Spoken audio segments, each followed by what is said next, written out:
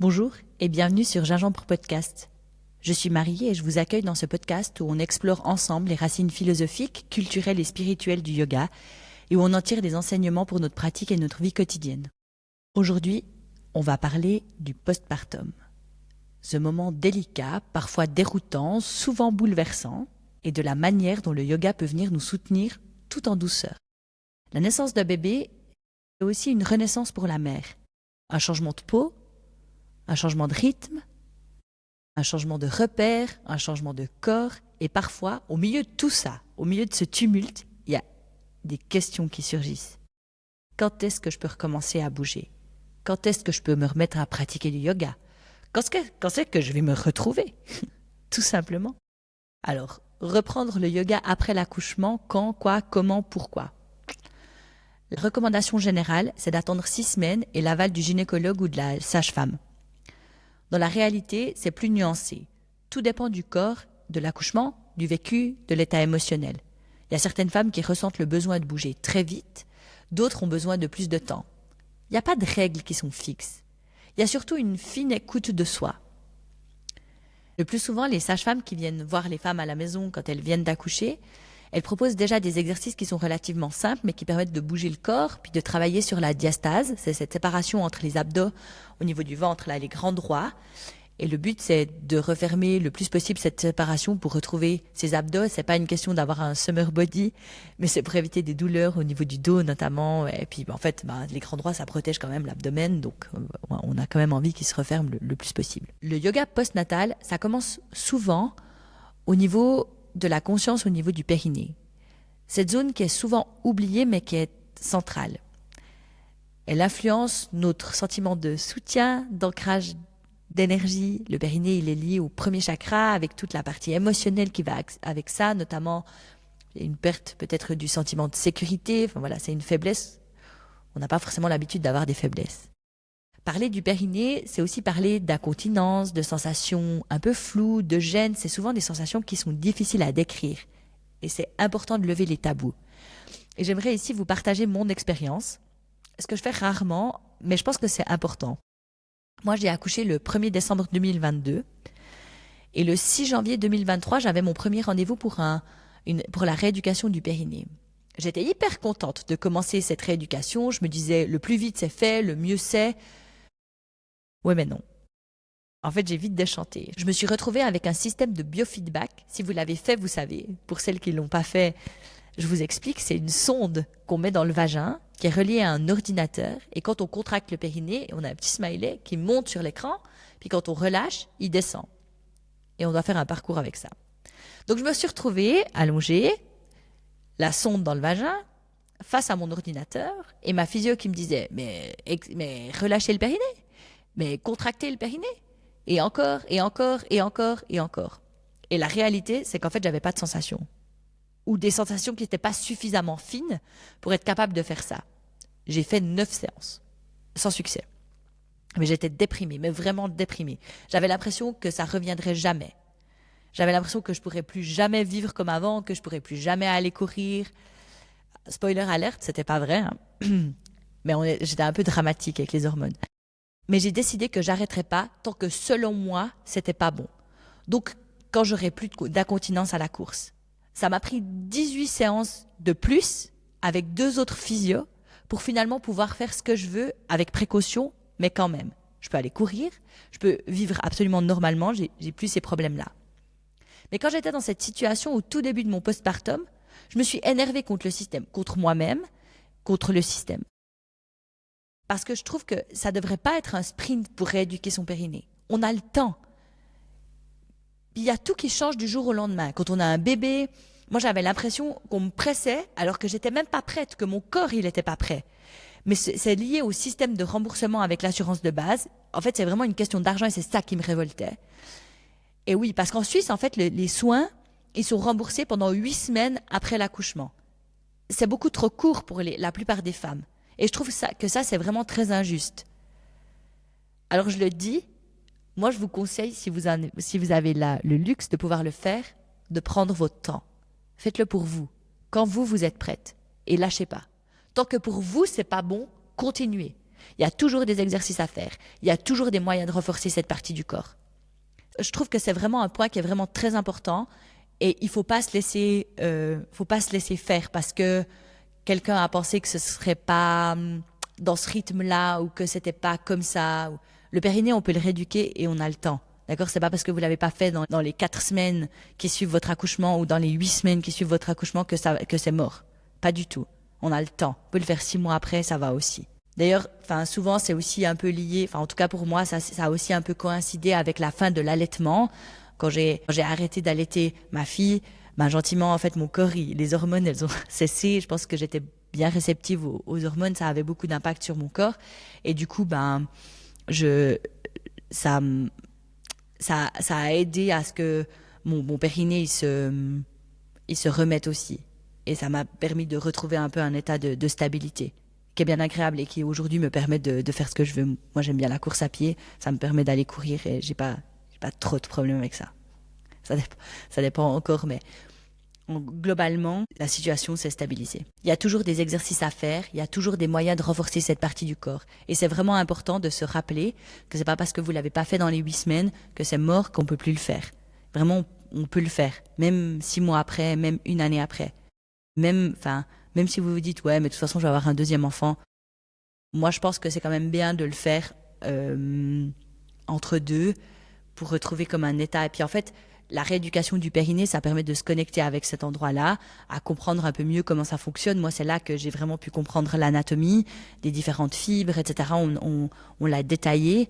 Et c'est là que j'ai vraiment appris à comprendre. Moi, j'avais aussi fait de l'ostéopathie, si jamais ça intéresse certaines. J'avais aussi fait de l'ostéopathie interne qui m'a permis en fait de détendre certaines parties du périnée que j'avais plutôt tendance à avoir tout le temps contracté. Donc vraiment, j'ai appris en fait à connaître mon corps. Et ça, déjà rien que ça, c'était déjà un grand apprentissage en fait pour moi. Mais vraiment, la leçon que j'en ai retenue, c'est de prendre son temps et que c'est pas rien n'est figé, mais qu'on a le temps. D'ailleurs, le yoga postnatal, il peut participer à la rééducation du périnée. En fait, on travaille notamment sur le centre du corps, ce fameux noyau qui est formé par le bassin, le ventre et puis la colonne vertébrale. Et comme j'ai dit, rééduquer le périnée, c'est pas un luxe, c'est un soin. C'est un moyen d'éviter les fuites urinaires ou fécales, comme j'ai dit, l'incontinence, mais aussi de retrouver des sensations, du plaisir, puis une sexualité épanouie. Et oui, parce qu'au début, on ne sent pas toujours grand-chose. Mais c'est normal. Les connexions, elles reviennent, elles se refont petit à petit, à force de présence, à force de pratique. On travaille sur les connexions nerveuses dans le bas du ventre et le périnée. À force de temps, de gentillesse, de prendre soin de nous, on renoue avec cette partie-là de notre corps. La rééducation du périnée, c'est souvent accompagné d'un travail doux, mais qui est lié aux abdominaux. On ne parle pas de crunch ici, mais plutôt de respiration profonde, d'engagements qui sont subtils, de sensations qu'on essaye de retrouver dans les muscles profonds du corps.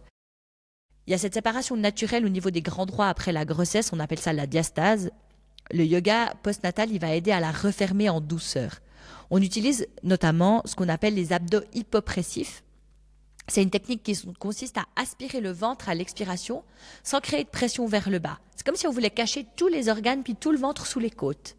C'est un travail qui est profond, qui est intelligent et qui est respectueux du corps en postpartum. Ça renforce les muscles profonds tout en engageant le périnée aussi.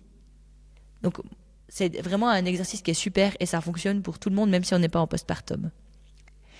Et il y a aussi le dos. Ce dos qui est si souvent sollicité durant les premiers mois, les premières années, porter, bercer, allaiter, se pencher 1000 fois, donner un biberon, le yoga, il vient ici comme un baume. On mobilise la colonne, on fait des torsions qui sont douces, on étire la nuque, les épaules, on essaye de créer un nouvel équilibre dans le corps. Parfois, quelques minutes suffisent pour soulager des tensions qui sont tenaces. On apprend aussi des petits exercices qu'on peut ramener à la maison qui sont assez simples, qui prennent pas trop de temps, parce c'est des périodes où on n'a pas beaucoup de temps. Mais on apprend des petits exercices simples qu'on peut ramener chez soi, qui sont comme des petits outils qu'on peut utiliser si on sent vraiment qu'on a trop de tension dans le dos. Le yoga postnatal, c'est un vrai retour à soi par le corps. On retrouve de la mobilité, on accompagne une récupération en douceur, on diminue les tensions et on prend le temps de respirer pour soi. Moi, j'aime bien donner les cours de yoga avec les bébés Parce que sinon, c'est souvent pas possible. Et quand je dis avec les bébés, ce que j'entends, c'est les mamans, elles viennent avec leur bébé, mais on fait pas du yoga pour les bébés. C'est une période où on fait déjà tout pour les bébés. Juste une fois, 1 heure et quart, on prend le temps pour les mamans. Donc elles viennent avec leur bébé parce que sinon, c'est pas possible. Donc elles viennent comme elles sont. Elles peuvent allaiter. Au milieu du cours, elles s'arrêtent, elles vont allaiter. Elles bercent si elles ont besoin parce que c'est l'heure de la sieste. On change une couche, elles reviennent sur le tapis. C'est souvent un peu un bal. Il y en a une qui va, l'autre qui revient. On compose avec la vie réelle. Mais au milieu de tout ça, on arrive souvent à trouver un petit moment de calme. C'est comme une bulle, durant laquelle les mamans, elles peuvent prendre du temps pour elles. Et je trouve ça vraiment hyper important durant cette période où toute l'attention, elle est souvent tournée vers le nouveau-né. Pour moi, ce yoga postnatal, il est encore plus important que le prénatal. Parce qu'il apporte du soin aux mamans. Je le trouve essentiel pour celles qui apprécient de bouger et qui s'en sentent l'envie. Ça change leur vision de la journée, au moins, voire de la semaine. Et en plus, les cours de yoga postnatal, ils ont lieu en groupe. Et ça crée on se sent enveloppé par le groupe. On vient aussi pour se sentir moins seul, pour croiser d'autres personnes, des regards qui comprennent, pour parler ou juste pour être là ensemble.